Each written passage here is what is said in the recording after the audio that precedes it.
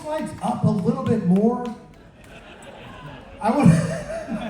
Why is it? We can take the house lights down a little bit for now. Thank God. Now, look, the secret is out. I'm not Jonathan Coulton, you guys. I know. I was living a lie, and I was lying to live. And that's sad. Seriously, turn the house lights down. And I am happy to be filling in for Jonathan Coulton, who is on the mend. He's going to be back very soon. Yes, he's fine. All is well. But it is my pleasure to be here to ask questions of these two gentlemen coming out here who I've been a fan of for as long as I can remember. And I am thrilled to be able to be here in conversation with them. Please welcome to the stage John Flansburgh, John Linnell, They Might Be Giant.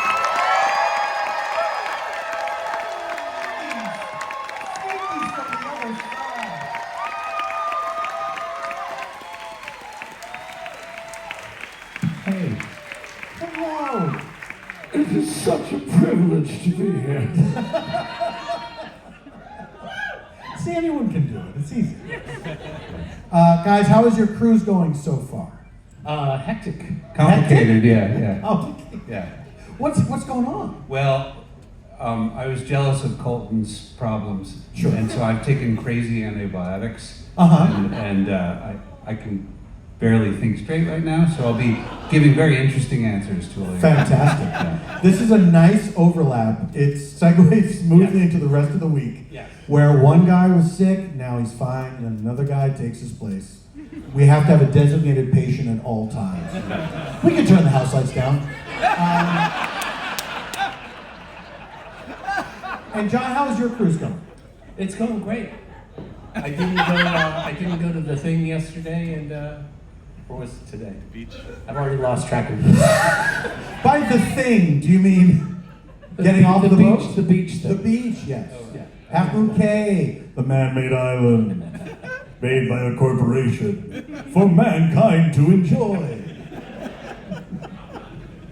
All right, I do have some questions from Jonathan himself. Oh, really? Okay, cool. Yes. That I thought maybe he would like to be represented here in some way. So many, I get a lot of texts, you guys. I'm so sorry I have to go through here and find him. Wow, look at all the famous people I know. Okay. And we can probably get those house lights down.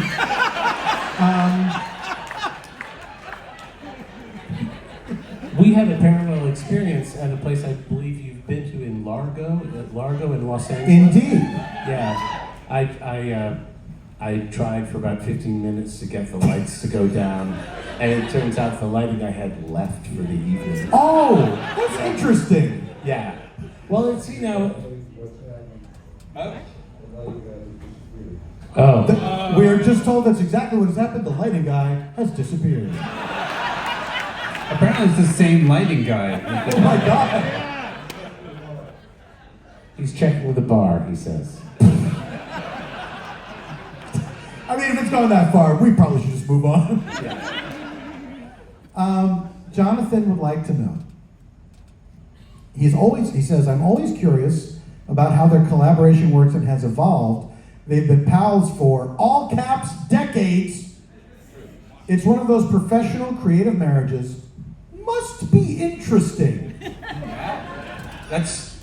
Is that a question? I mean, it's more of a comment than a question. But text him back. But I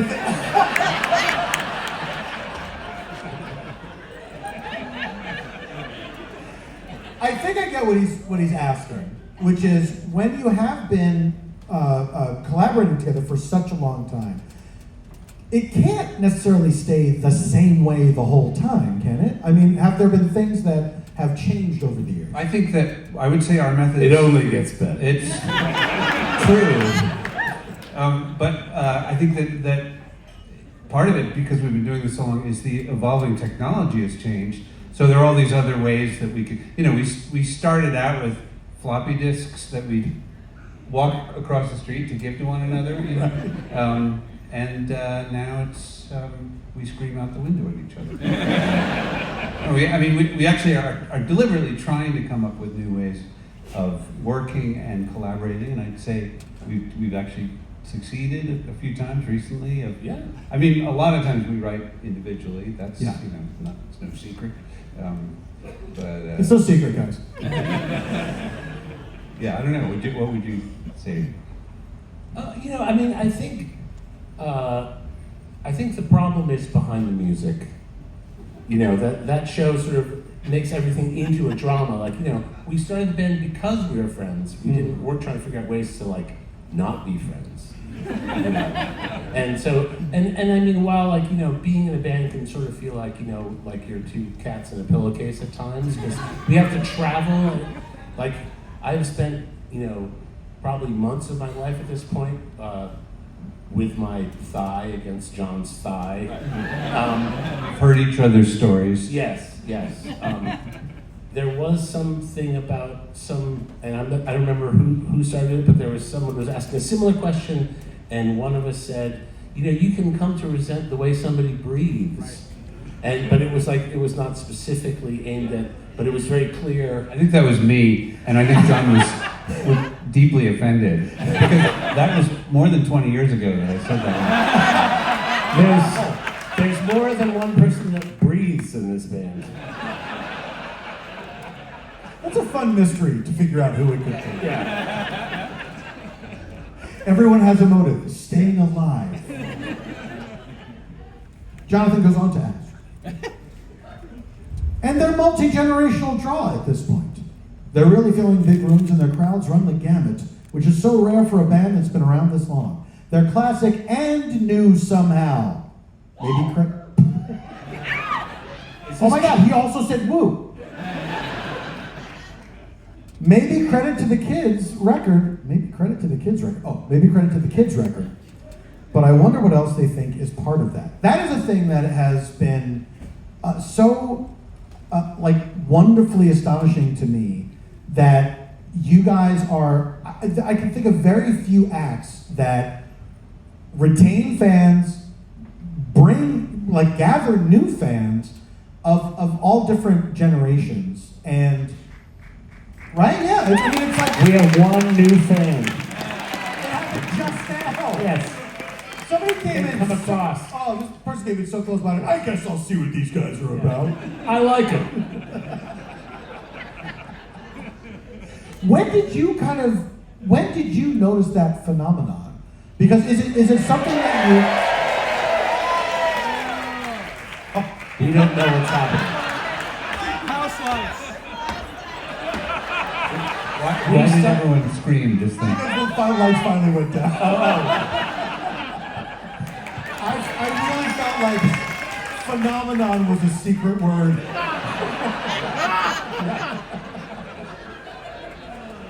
Mr. Paul Rubens.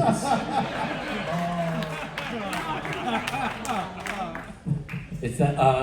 So the question was. Well, it's like, was there a point where you noticed, hey, our crowd is remaining young? There's a bunch of different generations here in the audience.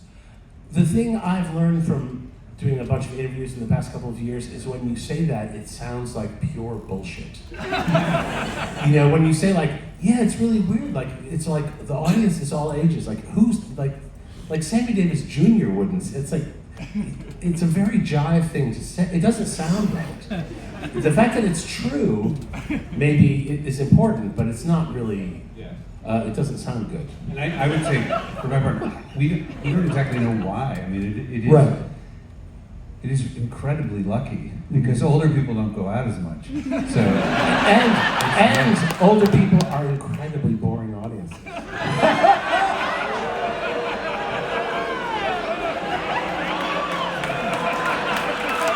He loves it. He loves the controversy. He loves it. I can look in the mirror. I know I'm a boring audience. Yeah, no. I'm in the back, not clapping. That's right. Yeah. Standing in the back, trying to find a chair. Yeah. Audience participation, I'm good. Yeah. You're all sitting down, so don't act like you don't get it.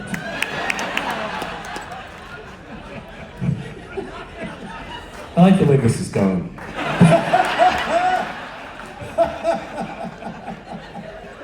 All right, I went too far up in the Coulton thread, and now we're talking about dinner plans. You could read some other tweets from other people.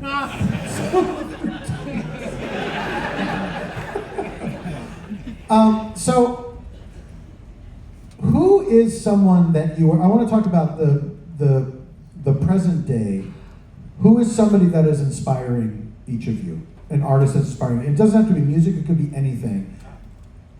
Is there somebody that you're listening to, watching, reading, that is kind of giving you life right now?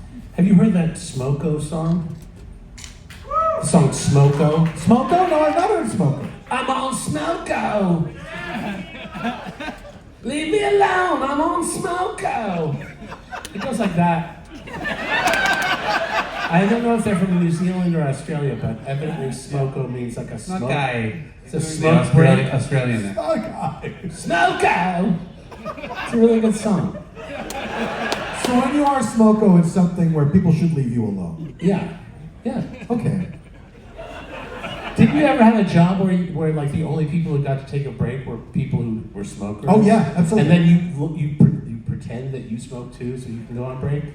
Yeah, I had that. I worked in a restaurant. Sucked. J.C. Hillary's in Boston. J.C. Hillary's? Yeah. What kind of restaurant are we talking about? American American Fare? Where people who don't know how to tip go out for Oh. meals. Is this restaurant still with us, John? I don't know. It's very much, it was sort of in the era of when Thank God It's Fridays was sort of a fresh idea. So it was a long time ago. Pour one out. Yeah. John, how about you? Oh, I forget what the question was. Doesn't The matter. antibiotics. I could just start talking. If you are feeling smoko, should we leave you alone? Well, I should say a lot of my information comes about any new cultural thing comes from only two people. One of them is John Flansburgh, and the other is my son. So I feel kind of dumb because I'm usually at the very end, like everybody else already knows the thing, Right. and I'm like, I just discovered a new band. You know, it's embarrassing, but it's great to at least have that. Absolutely. Yeah. So what have they brought you lately? Well, lately, Smoke Eye. What's her name? Glaspie, the woman. Margaret Glaspie. Margaret Glaspie is terrific. Yeah. John played me that. Yeah. What was Really her song? What's her song called? God, what is it? It's she's playing the guitar on that, which I did not realize. Oh, she's very talented. Yeah. I really assumed that was a pushy dude. No, she's a pushy. Yeah. She's a pushy. It's called Act Natural. The Act Natural, I yeah. think. Yep. Okay. Now, John, do you and John's son share a lot of the same taste in music? Well, he's a guitar player, so I think that's part of it. Okay. I don't know. No, I would say you have Yeah. very little overlap, which is great for me. Oh, okay. There's a lot of. Well, we'll have him shoot me a mixtape sometime. Yeah. I think he's pointed you to like clowncore and stuff like that. Oh, yeah. Are you aware of clowncore? I mean, no, but I think I get it. No. I can assure you, you don't. Really? Yes. There are elements to clowncore that are transgressive on a level that will surprise you. Transgressive in what way? I'd rather not say in a public forum. All right, here's what I know about clowns these days. No. It's a band. Oh, the band is named Clowncore. It's a band named Clowncore. I stand corrected. And I think actually one of the musicians in the band is, I don't think they are publicly known, but in fact, we work with an engineer who's worked with them, and one of them is like a very high-level virtuosic saxophone player in like sort of the hard bop New York scene, which is like some like super serious shit. And for him to be doing this is very odd. And then on top of it, when you see the video, you'll know what I'm talking about. All right, we'll have a little bit of homework. Yeah, We're not familiar with clown court. Yeah. I guess I thought it was a movement of some kind, and I guess I thought I knew what it was about because in Los Angeles right now there's a big return to clowning Called Clown. called Clown, and Different. mostly from what I've gathered, it involves everyone getting nude on stage at some point. Oh, that really? seems to be a big staple of it. Interesting. You know, interesting point. I'm not part of that. How dare you? John Flansburgh wrote a song that we were originally intending to put on a children's album that mentions nude clowns, and it was not included for the very reason that it had nude clown imagery. Good song. Not for the Not kids. the right audience. That's wise. In fact, your son did a really cool cover. Oh, he kept my son covered. Which was It's his favorite that Flansburgh was song. that Yeah. was like the most. That was fantastic. I was so. Yeah. I kind of cried when I heard that. Aww. Yeah. Should I tell him? Say what? The adults will still listen. Oh yeah. Well, the adults will share it on some file sharing device. I think that was a real teach a man to fish response. Jonathan Coulton goes on to say, once I was at a restaurant with Flans when I was on tour with them, and the waiter asked if we were playing across the street. Flans said yes. What kind of music do you play? The waiter asked, which is a question I hate because I still don't know how to answer. Flans says, oh, rock and roll. And that was the end of that conversation. Brilliant. But then I always want to ask him, for real though, what kind of music do you play? How do you see TMBG fitting into, his words, the fabric? I don't think, I think, you know, the truth is when we started the band, we got pretty far artistically without having a lot of particular interest, and like we were pretty invested in what we were doing in a very specific way without having much of an audience. So it wasn't like we were lost from the start. I mean, we just did our own thing, you know. I mean, you got to just do your own thing. I mean, I have to say, when I get into a cab with a guitar case, the cab driver's always like, "You're a music guy," you know. And they always say like, "What kind of music do you play?" And I say, "I'm in a band. It's kind of like the Beatles with like weird lyrics," which you know. And But then you normally tell them you're in Fountains of Wayne. and then I say I'm in Fountains of Wayne. Sorry, I jumped on your punchline there. Well, no, I wasn't going to mention that part. But yeah, and I even embroidered even farther and say, I'm the fifth guy, I'm the good guitar player, and they don't put me in the pictures. Wow. Because I know the guy is going to be, he's going to be on his, you know, he's going to get off. Right. Of, I don't see you. Right. You know, it's a long drive to the JFK airport. Absolutely. It's got a lot of search time. John, what do you say when people ask you, like, if they see a guitar, if they see an accordion case, Yeah. and they say, "What are you a musician?" What do you say to them? It's a great question. I think John said this, a version of this. We started out thinking, if we define this, it's going to get boring too quickly, and the best thing would be to never say what we do, and because we've both been in bands where we did kind of say what it was, and I mean, it was fine, but we wanted to do something that was just, you know, what is it? Yeah. You know, like, let's not decide. Because once you do put a label on your genre, then you're opening the door for someone to say, well, that's not really the genre. That song doesn't really fit. I don't even know. Yeah, I mean, I don't know why I'd be defensive about trying to pigeonhole it. Except, I guess it makes you seem dumber than. We're not very interesting. You know, we do this thing you've already heard of.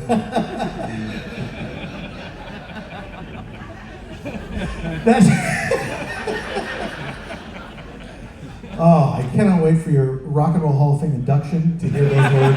Oh, we have actually agreed that if nominated, we will refuse to serve. Yes. Wow.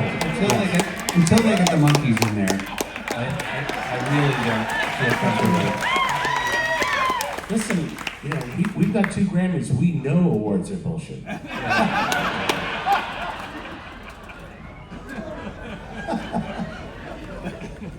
The guy at the Grammy Awards tells you at the when you're in the nomination thing, the first thing he says, and I'm sure he says this every time, the first thing they're going to say in your obituary is that you were nominated for a Grammy. I felt super ripped off. Just like, okay. Yeah. Why would he say that to people? Because it's important. Because Right. awards are important. But I don't want to hear about my obituary. I'm trying to have a fun night. Paul, when your obituary is written, it will say you interviewed Grammy Award-winning artists. They might be giants. There is a weird thing where we occasionally get mentioned in other people's obituaries, and it always seems like there's someone at the New York Times or somewhere who's weirdly forcing, like wedging us, because we were in the Bob Moog obit, which doesn't make any sense. And Oh, but I got interviewed for the Bob Moog. right, so that was by the probably researcher. right. I had to But tell- why did he interview you? I mean, that's the other thing. Because they didn't know that Bob Moog didn't invent the synthesizer. and I you- had to explain you had it to to explain them. it. Who can we get to I explain mean, they this? were just like, I mean, you've spoken to, researchers. Sure I do. The way researchers go through questions, like it's like this kind of, it's like being on Jeopardy. Like they ask everything backwards, Yeah. Is that the show? Jeopardy, yeah. That's right. Yeah. And they didn't know that Bob Moog hadn't, they were not- going to go to press with Yeah. the fact that Bob Moog invented the Yeah. synthesizer. Even so, though, I mean, I feel like they should have called up Daft Punk or somebody who's like a little more synthy than we are. I Do you thought- think they checked three sources? And so maybe it was the two guys at Daft Punk and then John. Yeah, yeah. Right.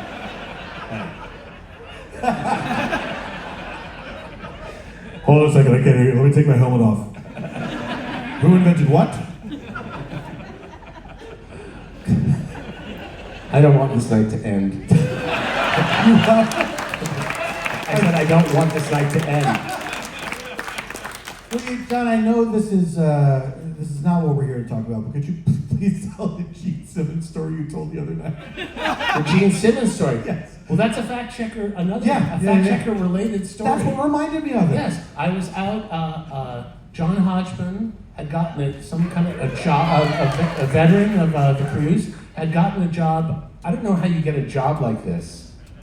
I don't know why you'd ever leave a job like this.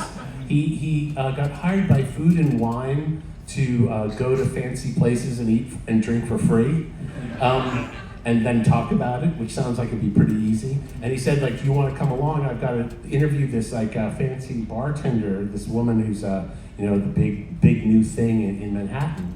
And I was like, "Yeah, that sounds like a blast." And so then a couple of days went by. And he's like, "We got to go to this place." And the only thing I remember is that it was like in the middle of the afternoon, which is a kind of a less fun time to start drinking than other times when you walk out of the bar into broad daylight. What a feeling. But during the course of, they were talking about sort of the popularity of cocktails and Sex and the City came up, and they were talking about like how the woman who's like the subject of the story was saying how bored she was by cosmopolitans, and it's like blah blah blah cosmopolitans this and at some point in the conversation I said, I believe that cosmopolitans are responsible for more venereal disease than Jean Simmons, which I thought was a funny line. I was trying to, do some heavy lifting for John, and then a month later, the fact checker called up and said, "How do you know that cosmopolitans have caused more venereal disease than Jean Simmons?" And I was like, "I don't. I was just." You're like, "Oh, I know." How can you prove otherwise? There you go. Yeah. Jonathan has one last question. My favorite thing is to get Flans talking about their early pre-band days when it was just the two of them playing to tape, and Flans would march around with a bass drum. Yeah. This is when he was frequently photographed with a pipe in his teeth. What nerve? Again, not a question. But thank you. Clearly an axe to grind. Now, I don't know about, I have no idea to what this is referring. Yeah, we can talk about that. Okay. Yeah, Flansburgh, I think, permanently injured his back with that gigantic. I remember you going off to clinics because you were wearing a giant bass drum and ruining your spine. It was a rehab, John. This whole time.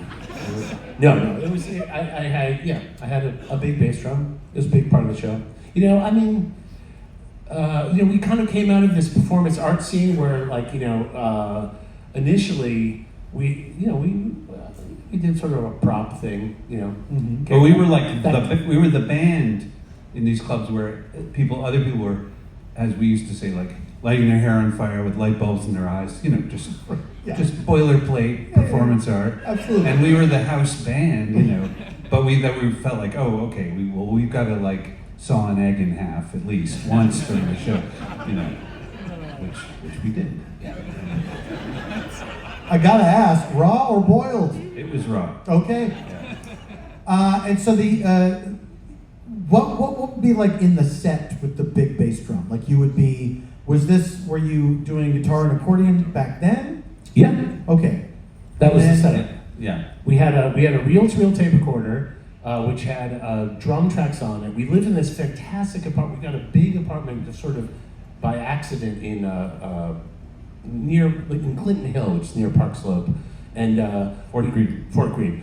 We had a drum kit, and we could make these rhythm tracks. And trying to get a drummer, every time a drummer enters New York City, like 10 new bands begin, but we couldn't afford that, so we just thought this is a way to kind of actually exist in the world. And we put together a little set of songs and started playing, and it was right at the moment that the East Village was blowing up as a very specific kind of trendy, youthquake kind of place. I mean, it was very Keith Haring, Madonna, and beyond kind of vibe. And so it was very exciting, very fun, weird time to be there. What was so funny about our show at that time was, we were performing with a tape recorder, and it seemed like the thing was pretty sorted out. Where initially we didn't leave gaps between the songs, and the truth was we were terrified that no one would applaud, Right. so we were just going to plow through, and then go, thank you, good night, bye. Did that mean you had to make the set even a little bit longer to fill the time? Well, we figured out we figured out to get a sound man, and he could turn it off. Right. Yeah. Eventually. But yeah, I mean, it was good. It was really good. Before we were talking about how people coming out to shows and stuff. There was this other aspect of the show where, right as things started taking off, like when it wasn't just our friends coming to this interval, and I'm sure you had this exact same experience, where it's like all your friends come out to the shows, and then your friends sort of start drifting away and not coming out to your shows, and you wonder what's going to happen next, and then all of a sudden strangers start coming to your shows, and that's really like this super interesting, exciting moment. And right then you broke your wrist, and I moved into a new apartment, and the day I moved in, everything I owned was stolen. Including the guitar. Everything. One guitar. My clothes. Yeah. I didn't. I actually the only thing I left was the tape recorder, which was too big to steal. So, but that was good. It was also the most expensive thing. Sure. But that's when we started the dial-song service.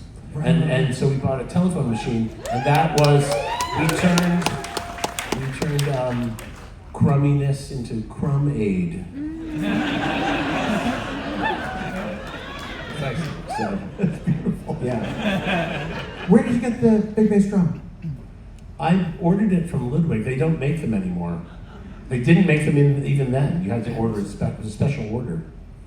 Like you had to just write Well, like a marching band. bass drum? No, like marching bands get new drums, Right. but they don't. They're not in the store, evidently. So it's like an off-menu sort of item. I bought it from Manny's. I ordered it at Manny's. It took where? like 3 months. The big music store on 48th Street in New York City. They got a big autographed picture of Jimi Hendrix, and Is it still there? it is not there. Pour one out for Benny. All right, I think we have time for some audience questions. All right. Now look, some of the things I said were not questions. You can't do that. You have to ask questions. And you can't just make a statement and at the end go, right? Now let's see. These two guys seem to be the same person, but Spider-Man. This is an incredible reunion. There we go. You, sir, with the hat. You guys have had some really terrific opening acts like OK Go and Sapphire Bullets. How do you find and choose your touring opening acts? For a long time, our manager was managing other acts, and whoever he had just taken on would be pushed on us, and we had no choice. I'm not kidding. And there were a lot of good bands, but there were also some spectacular failures. I don't know who booked the. Should I say the name of the band? Don't say the name. There was a band where the singer stage dove. He was the opening act, and the crowd parted. They didn't like that band. That's rough. Yeah, That's rough stuff. that was what they call a vibe. My friend over here. My question is for John. Or John. Were that They Might Be Giants only starting to service and install melodies this year, 2025, how might you imagine that you'd be starting, what might be the closest analogy to a dial-a song that you might imagine to uniquely get your stuff out there today, and what might you call it if Right, well, it's it's not that confusing song? because everyone listens to music on their phone now, and back then it was just us. So I don't know what we're I think uniquely unqualified to figure out how to start They Might Be Giants this year. We're a franchise, We are trying to figure out how to do They Might Be Giants on ice. So if there are any skaters in the audience, Talk to us. That's going to be hot. talk to us after the show. Okay. My Starfleet friend. Hello. Yes. Okay. So I've got a couple questions. So did you ever consider using Tesla coils on your song about Tesla? How would that work? There are certain bands that use them to tune to make certain buzzing sounds into music. Oh, I don't know. We came on the Joco cruise. My wife and I came on the Joco cruise and saw this incredible theremin demonstration, and we bought a theremin. That shit's hard, man. I've heard them very expensive, those performers. Yeah, no frets, no physical contact. That was too hard. Would you say the theremin was the most eclectic instrument you've ever used in your music, or? I don't know. We did on an album we did Mink Carr. We recorded a version of the song "Older" with two medieval instruments. One was the contrabass sarrusophone, that I think we were really excited about it, and we were saying it's a very rare instrument, doesn't get used a lot, and our engineer Pat said, "I can understand why."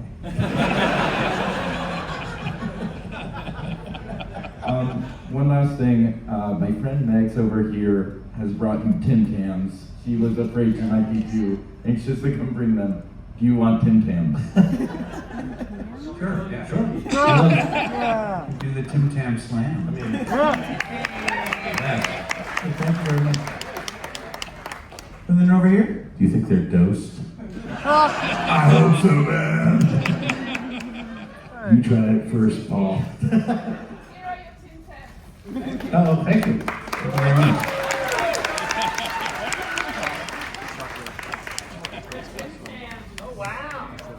You didn't say they were dark chocolate mint covered. A variety of flavors.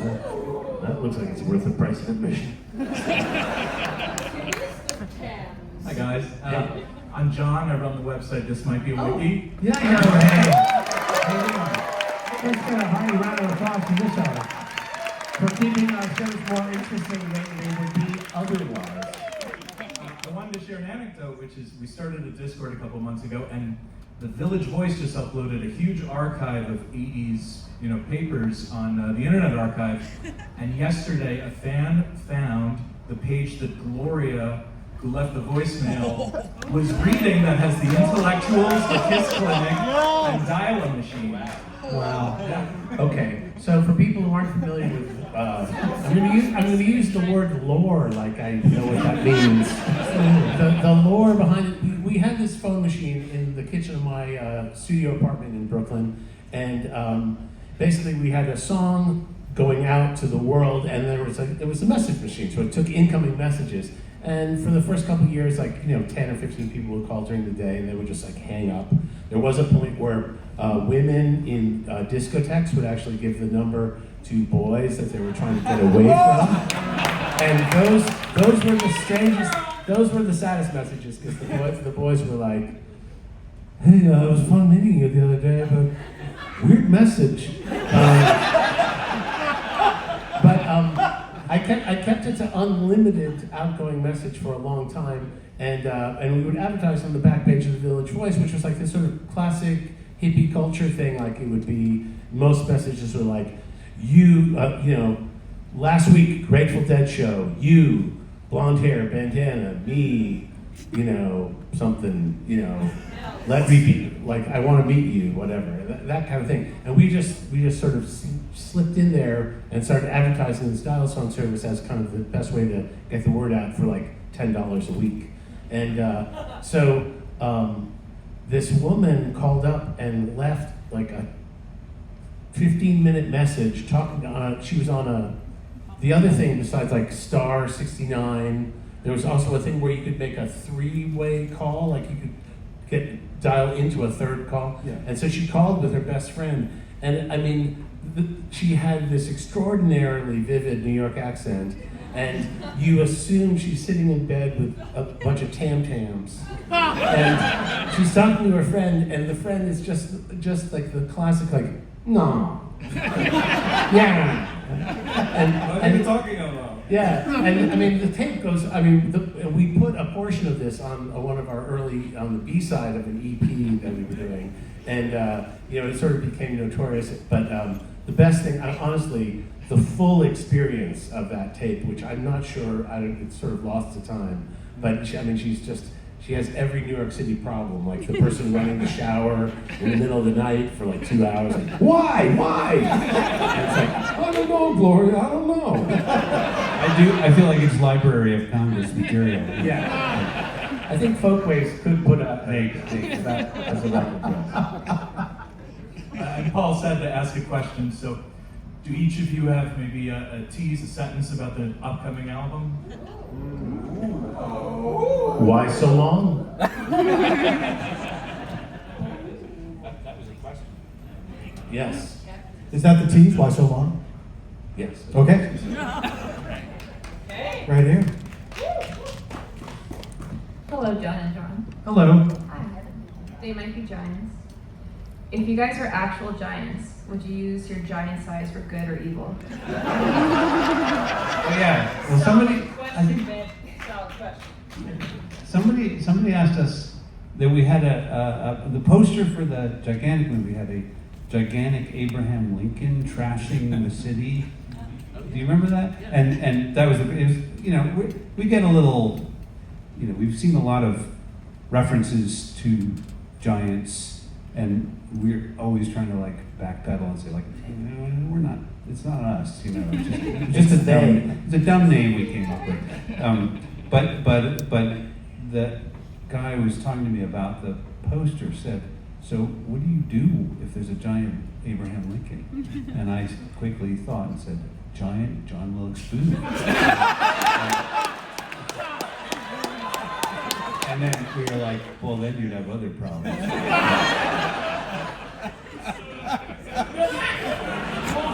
So I guess the answer is evil. Oh, I'm sorry, I forgot your question. Sorry about that. Okay, Maria? I got my answer. Okay. Hi there. Hello. Hello. So, a lot of your songs are about some more obscure things and about things that there's not specific explanations for. So my question is, do you have a favorite fan explanation that you've heard for one of your songs over the years? And you're just like, what the hell? Really? Well, I mean, there's definitely been some real thinkers, you know. I mean, the TMDW site has some. But I'm trying to. Well, there was one really thoughtful one that introduced me to, it made me realize, like, oh, that's what the song's actually about, which was Anna Ang. Somebody said, "This is the story of Don Giovanni." And I was like, what? No. And then I kind of checked it out. I was like, oh, yeah, I guess. Not Anna Ang. Statue. The statue got me all right, thank you. I blew the fact check. Yeah. Well, yeah, this is the guy who would actually know. Yeah. Yes. All right, thank you. All right, we have time for just 100 more questions. Only 100 more. My question is actually beyond, on behalf of my nieces who we're introducing your music to. So they call They Might Be Giants their car music because that's the only time their parents will allow to play them. What are your top 2 suggestions for people introducing their nieces and nephews to They Might Be Giants? Clown Town. Your turn, Linnell. It's the shibboleth. It's the ultimate, like, are you for us or against us? Exactly. And they love you, so we're looking for 2 specific suggestions so we can prove we're right. Right. I think John already answered. This is kind of a tangent, but we have a song now that is one of our most popular songs that was not anything to do with what we promote, which is the song "Stuff Is Way," and it just became this runaway hit, and it is the most unlikely. And I mean, I guess maybe my point is my predictive powers are not good enough, because there's no way we would have ever chosen it as a single. People who've heard it probably get that. Well, we recommend Stuff Is Way for their Stuff Is Way and Clown Town. Yeah. Absolutely, thank you. There you go. As much as folks love the music, obviously, I feel like people just, if you see the sea of like various T-shirts over the last like 40 years of They Might Be Giants plus, can you talk about the graphic design ethos of They Might Be Giants? I am the graphic design influence of They Might Be Giants. I left an amazingly promising career for a life of toil in rock. I love it as it's a great creative challenge to be working with like this idea of a band. And we made a lot of decisions early on not to put our faces on things so much. Our very first album had our face on it because the artist we were working with, who initially we weren't even paying, drew us into it because he thought that would be fun. But I mean, I actually specifically asked him not to.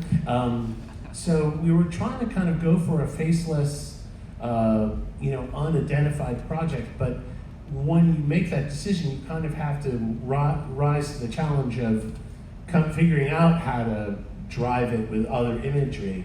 But it wasn't hard. I mean, it's like the songs are really open-ended, and there's so many different styles and so many different ideas. It was just really fun. It was just a fun thing to do. You did a really great song for the SpongeBob musical, and I'm wondering if you've ever thought of like taking some of your music and turning it into like a full musical, like Mamma Mia style. I would suggest if we were to do that, because basically what we did was we sent Jonathan Coulton a demo, and it was the easiest. You know, it was like wrote the song, sent the demo, and there were no notes. And if we could somehow land a Broadway gig that worked that way, which I know is very unlikely, that would be fun. But if it were like a jukebox style thing with the existing songs where you didn't have to write new stuff, I feel like that would sort of diminish things for me. I don't jukebox musicals. I haven't seen too many jukebox musicals that seemed inspired. Right. So I've been doing original ones. I mean, Jonathan. Lots of people have approached Jonathan about putting his songs into a musical form because a lot of it kind of you could thread it. You could see how you could thread it together. Yeah. With us, I mean, I suppose it could be persuasive, but it's just not our thing. Mm. We'll have to talk to our estate about that. So put a pin in that one. Yeah. Hi. I got the chance to see you do Sapphire Bullets of Pure Love sonically backwards, which was like the coolest thing I've ever seen. And I'm really hoping to see that again, maybe on this cruise, but maybe not. I'm not going to put any pressure. This is the thing, is that flipping it around backwards takes a bunch of time, like is part of the time, the interval where we're between sets. And so our lighting guy is like frantically working with like this video thing to get it to go backwards. And so I'm not sure it's even really technically possible. There. Okay. But Well, I'll quiz him. If he could run the lights and, flip this thing backwards. it would be amazing for everyone to see that who hasn't seen it. But my question is, do you have your lyrics are always so fun and silly and also poignant, and I just wanted to know, do you have a lyric that you are most proud of having written?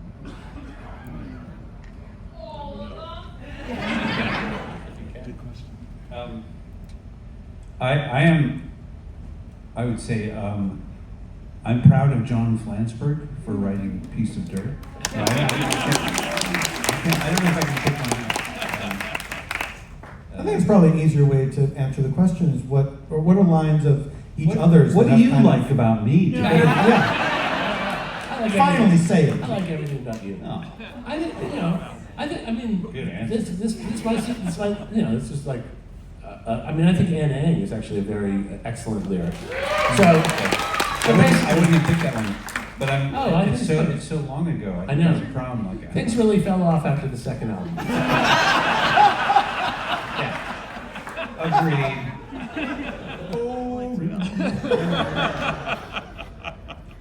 Parallels. Excuse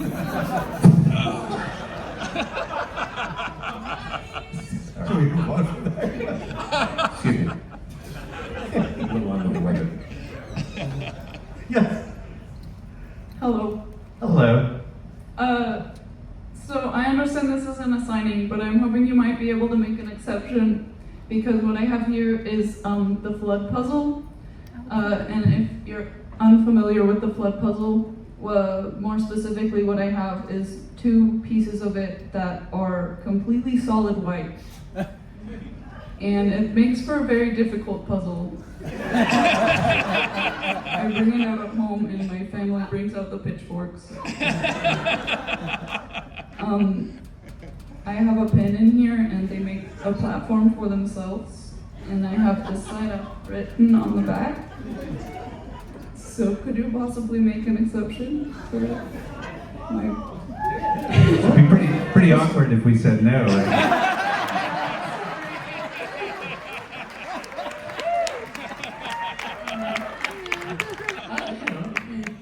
I think my favorite. Okay, I see what you're talking about.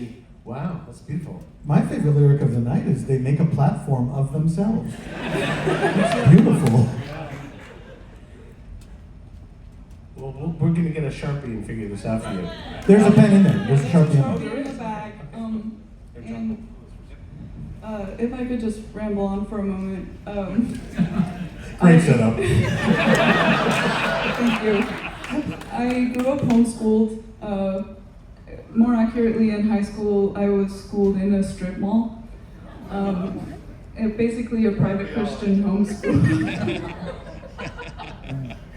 A private Christian homeschool where the one class that I took that was meant to cover everything but math and science was mostly focused on teaching me how to say that all other worldviews pale in comparison to Christianity.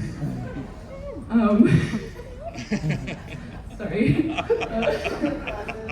It is funny when you think about it.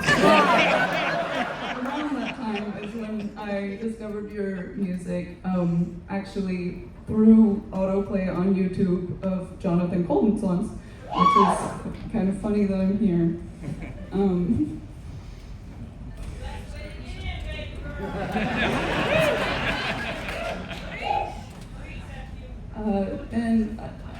you've been my favorite band since then, and Thank you so much.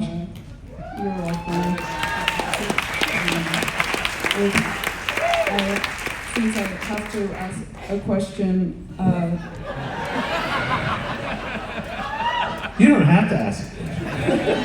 It's okay. We got this almost figured out. Yes. Well, in that case, your music has just been especially poignant to me. It's kind of because of that lack of schooling, may have been some of the first kind of media or literary criticism that I really did. Because as I learned later when I was learning to be a teacher, I wasn't taught the things that, I'm not a teacher, unfortunately, that We're are not, kind we're of not a innate. band.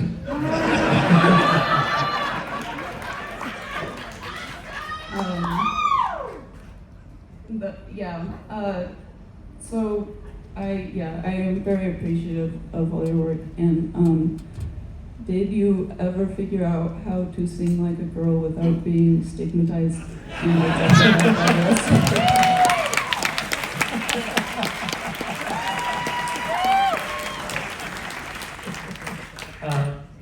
Yeah.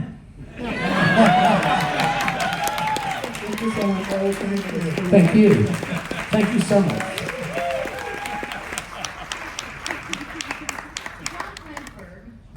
Yeah. It's been haunting me since it happened, so I have to know, were you or your wife crushed when I had to tell you earlier today that the clay gnome class was full? It was a little sad, yeah. I'm so sorry, that's how that went down. Well, you know. I was just a person standing in line, and I was like, oh my god! That was a long line, though. Yes, it It's was. a very popular. I thought the clay gnome thing was a safe bet that there'd be a place to sit.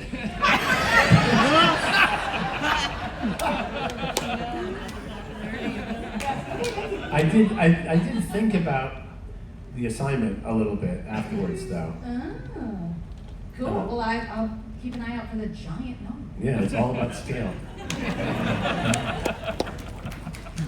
Hi guys. I was actually at the clay gnome class. Second session, and I have to say that I then had to go down to my stateroom and take a Dramamine because focusing on something really little on deck 11. Anyway, so I was going to ask about number 13, which features Gloria. Because I have been listening to Miss Langston for just over and over for some reason this past month. But obviously that was already brought up. So I'm going to turn to the next best subject, which is cats. You tease with a couple of pictures on Instagram, whatever, of your two cats, Flansburgh. And I was hoping you could tell us a little bit more about them.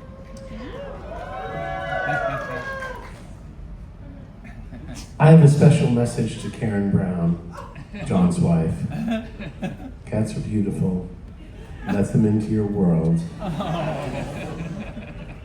Your son will not rise to the challenge of taking care of them, but you'll still find it worthwhile. I'll bring up a very tender subject, which is a little bit of strife in the family about whether or not my son is allowed to have a cat. And as we all know, my wife and I will be the ones actually taking care of it. So, you know, he knows that, we know that. I have 2 cats. One of them is like incredibly old now.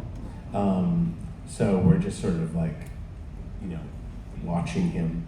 And the other one is like in the thick of, you know, the prime of life, and started out like a shelter cat, very, very shy, and it's been like a 5-year evolution to like a super loving, awesome, you know, like unbelievable, perfect, sweet cat. And that's the vibe. Awesome. Well, thanks for letting me know, because I love The striped one is the nice one. Okay. I am on this trip because my best friend Sarah over there, we've known each other since high school. We met each other because of They Might Be Giants. We're like, oh my God, someone else knows that band. Let's be friends forever, and we have been. Sarah's 2 cats are named John Henry and Lincoln. Thank you. We're running low on time, so whoever's in line now, that'll be it. And we ask you if you could be somewhat brief. Yes, you. Yes, so I was first introduced to your music through a little cartoon called the Tiny Toon Adventures.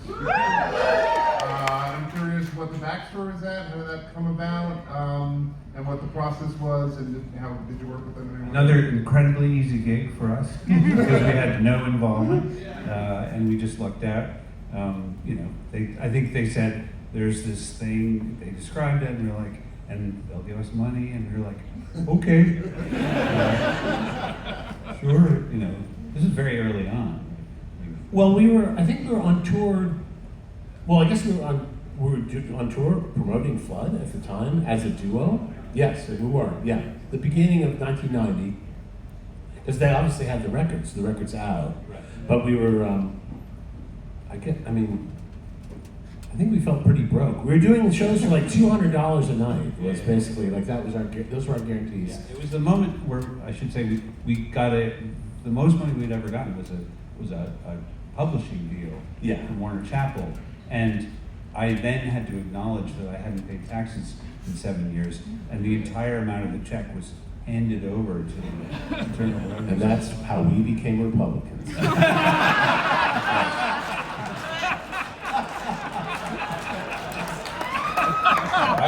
I don't mean to disappoint you. Happy to be a proud liberal at that. Yeah, tax and spend. But yes, it was. It seemed like an astronomical amount of money from the Warner Brothers animation place. Also, there was a little bit of a con because they said they were bringing back Looney Tunes, and we were like, that'll be great. And then you know we see ourselves animated as like, you know, baby Porky Pigs. Yeah. Hey, wait. Wait, so what size these tunes would be? By the way, I work for the Internal Revenue Service, so thank you for the check. Thank you. Well, somebody's double dipping. Asks 2 questions the first time, puts on a mask, and thinks we won't know? I don't know who this person was. This is Royal. I am the masked man. Okay. I'm a completely different person. My question is, would you guys ever consider putting back on your show, Spin the Dial? I am very deeply jealous of the people that went to your shows while you were still doing that bit. Or would you guys think that would just introduce too much randomness into your shows? It would be a thrilling thing to do, but I think we would have to commit ourselves to learning a lot of contemporary hip hop in order to make it persuasive. And I'm not sure we have that kind of time. Because part of it was like, at the time, we really knew the songs that were on the charts. So it was like, you know, it was real.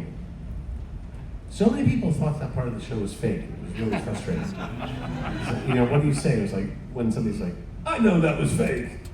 And you're just like, no. It was truly impressive. It wasn't fake. It was fun. It's sad that we've stopped doing it. Thank you for doing a different voice. Right here.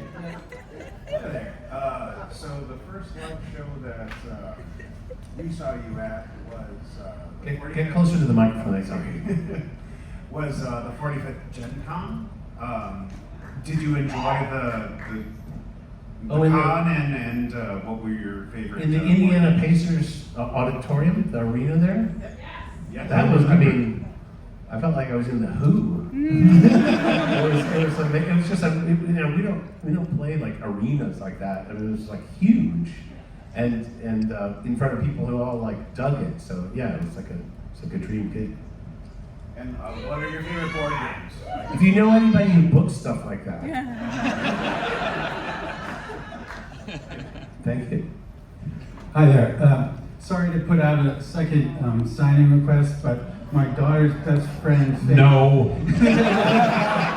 She's a super fan and printed out a picture and put me on a quest if you could sign it. I don't know if you could do that. And she's a 28-year-old She's professional 16. autograph seller. Yeah. 16, her name. You mean the whole rap about the blue Sharpie, blah, blah, blah. Yeah, no, it's just for my daughter's friend. Of course we can do it. Thanks. Her name is Faye with an E at the end, F-A-Y-E. I saw that. What's the costume? I'm sorry? What is the costume? Oh, I was Jon Snow, but Jon I Snow! took off the wig.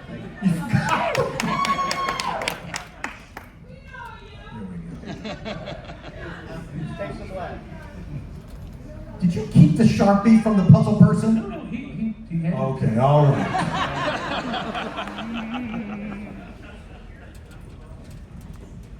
So there's this thing that professional autograph people tell you, which is that the blue Sharpie is more permanent and that they want you to personalize it to them because you mean a lot to them.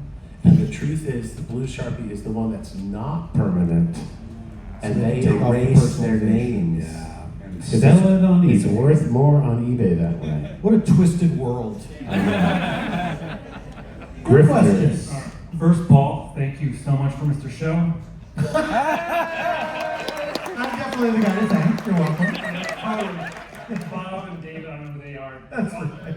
But my question would be about Tiny Toons as well, but that's been addressed. I can tell you my parents got irritated by the fact that I wore out my VCR recording that and playing it over and over again. So my question now will be is, were there any particular musician who took you under their wing that helped you early on to need credit? Yeah, I would say Chris Butler from the Waitresses went out of his way to, we didn't know him. He saw our band and was so generous to us. Like, it shames me that we have never been as nice to anybody in our lives as he was to us. I mean, we were very, very much strangers. And he was in the barrel. The Waitresses did "I Know What Boys Like." And he'd already had hits. Christmas rapping, and he was just extremely generous. He lent us a drum machine for a while that was like very total unobtainium for us. And another person in a very similar way, Jules Shear, was extremely generous to us and got us bookings in New York. Like, called up people who booked like Danceteria and said, like, you should book these guys. And again, we did not know him at all. So it's like, it was just weird and super nice. Wow. Thank you.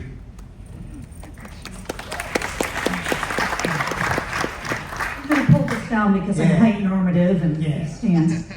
You may be aware there was a fan project several years ago where they set the movie The Wizard of Oz to some of your music. I think in tribute to a much lesser band whose album lines up well to that movie.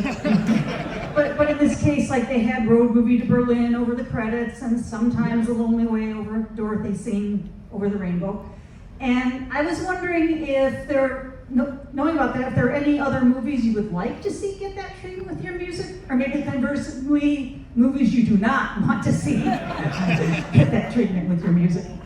I've actually talked to that guy who did that, and he does a lot of really interesting video things. And there's some other fellow who's doing movies. He did a Pixies movie, a silent movie with all Pixies soundtrack, and he just recently did a They Might Be Giants project as well. But, we try to cool it with the psychedelic drugs these days, so. And see, my sense is like Dark Side of the Moon is so general that it works well with any movie, and our songs are so specific that they would ruin whatever was going on in this movie.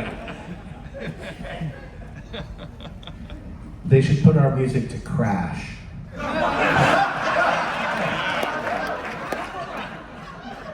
The Cronenberg one? No, the Oscar-winning Crash. And finally, our closer. Closing question. I just want to say, I'm one of those people that started seeing you when your friends stopped going to the shows back in the 80s. So this has been